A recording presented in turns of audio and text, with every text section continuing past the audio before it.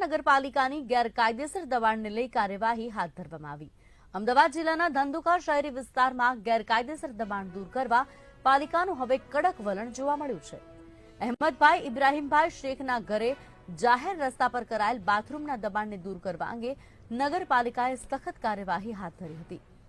નગરપાલિકા દ્વારા તાત્કાલિક દબાણ દૂર કરવાની સત્તાવાર નોટિસ આપવામાં આવી હતી। તો ઉપરાંત નગરપાલિકા નોટિસ મુજબ 5 દિવસની અંદર જો દબાણ દૂર નહીં થાય તો નગરપાલિકા અધિનિયમ મુજબ કડક કાયદેસર પગલાં લેવામાં આવશે તેવું પણ કહેવામાં આવ્યું હતું। ધંધુકા પોલીસ સ્ટેશનના સ્ટાફ તથા વીજ કંપનીના સ્ટાફ અને ધંધુકા ચીફ ઓફિસરની હાજરીમાં ગેરકાયદેસર દબાણ હટાવવાની કામગીરી કરવામાં આવી, જેમાં ફક્ત એક જ ઘર પાસેનું બાથરૂમનું દબાણ દૂર કરવામાં આવ્યું, જ્યારે અન્યને ચોક્કસ સમય આપવામાં આવ્યો।